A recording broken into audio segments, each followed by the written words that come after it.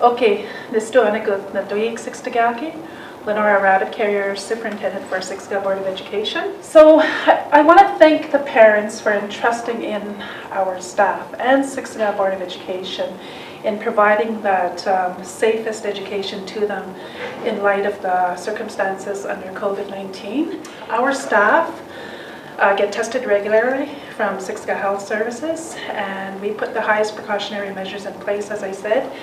We developed this handbook, and in this handbook here, we have a lot of answers to the questions that not only the parents have, but as well as the staff. So in relation to our school operating system, as well as our transportation department, we hired several custodians. Several custodians have joined Siksika Board of Education, and just to ensure that we are, like I said, making sure that everything is sanitized on the hour, that our HVAC systems are cleaned regularly, which means that we're making sure that the circulation of the air is addressed, as well as the water systems. So thank you to our O&M staff, and in the preparation, as well as our administration, we met and we wanted to make sure that we had all our supplies in stock and the school is ready to go in September. And so, for example, here we have a testing device that is used as everyone enters the school. We don't even have to touch or anything. We just bring our wrist by it, gives us our temperature. I just want to welcome you as we give the tour of the other schools on the nation. Thank you. So at Siksika Nation High School, we've made a lot of changes this year. We first started with staggering our days. So we've taken our students and we've split them into two groups, A group and B group. And this has helped bring down our class sizes so that our largest junior high classroom would be 13 students in a classroom. We have a screening process. Each day our students are screened before they enter the school. If there's any issues, we take the student aside, get them brought home so that they can get well at home, stay safe, and have their parents there to nurse them back to health. Within the school, our students, whenever they're in common areas, they are required to wear masks. When they're in the hallways, we have directional signage to show which way they need to go. High touch point areas are being sanitized at the end of every class before another class enters the classroom. It's just one of the many ways that we're working to keep our students and our staff, and especially our Siksika community, safe. So welcome to Chief Wilson School. We're doing it a little bit different this year for our classes. We're doing a staggered days. Now I have 21 students in total, and we're breaking that into half. So I have 9 kids on Monday, Wednesday, and every other Friday. And then I have my second group, which is the Bs, on Tuesday, Thursday, and then the other Fridays that the A's are not there. So it's super wonderful that I only have 9 kids. They're able to have that room so that they're not close to the other students. And admin is helping us out, making sure that the kids get here on those days. The transportation is helping us to make sure that certain kids are picked up on the buses, and working harder. I find that because they have those less distractions from as many kids as they have in previous years. So it's just a wonderful situation that we're in right now, and I'm hoping that it continues to work as well as it has. My name is Mrs. Charlie Natuyiputaki. So when our kids do come into the school, we have them line up outside of our classrooms here. They are social distancing within arm's length of each other. They all, put their arms out to make sure that they're spread out. Also, when they come in, you will see a hand sanitizing station here. All students have to hand sanitize, obviously, their hands when they come in. And they put their shoes on the shoe rack so that we have inside shoes. As well, when our students do come in to the classroom, We do have a daily temperature check that we have to do with our students and the teachers as well. We have to take our temperatures.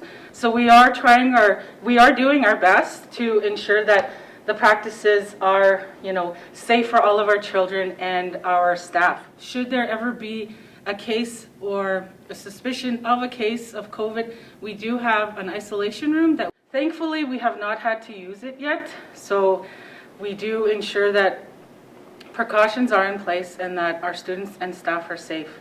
And, for the most part, we go over it. Kids know 20 seconds, the rule to wash their hands.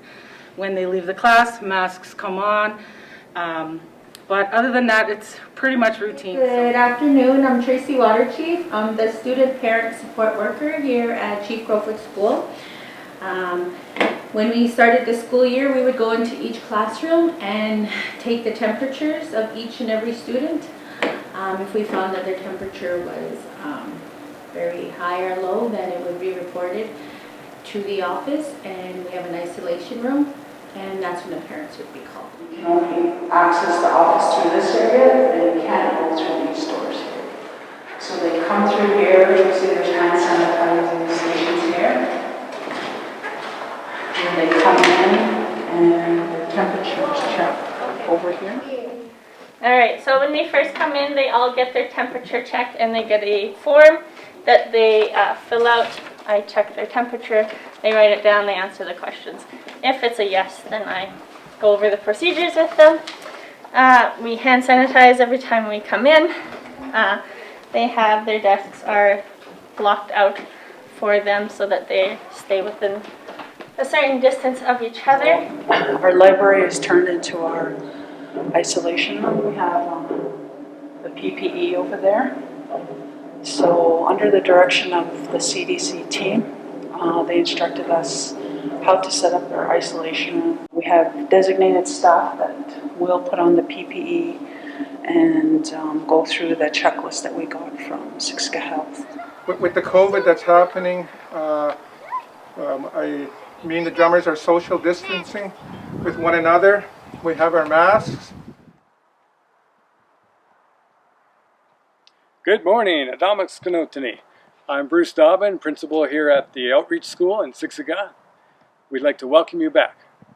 They also call me Adamak Skanopsi, which I've been told means happy good spirit. So we want to share with you some of the things we're doing at the school to have a re-entry plan that is safe for our students, our staff, and our community.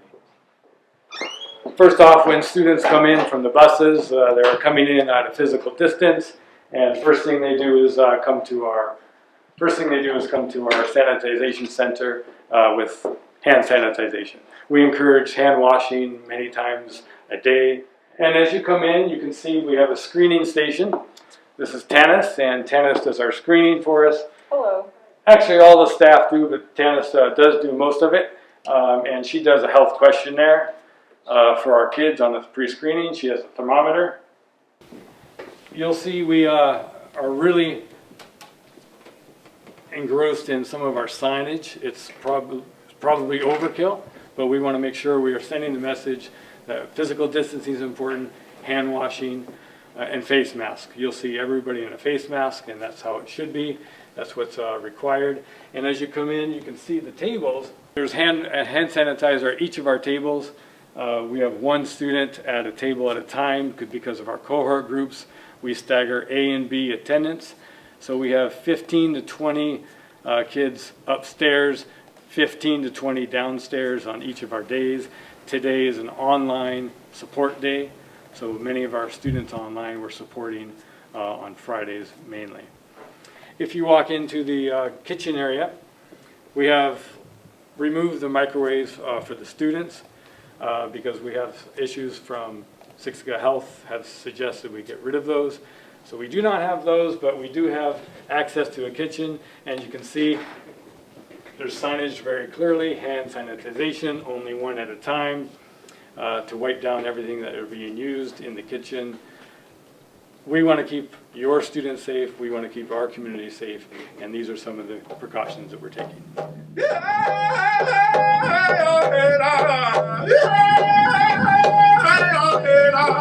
Yeah.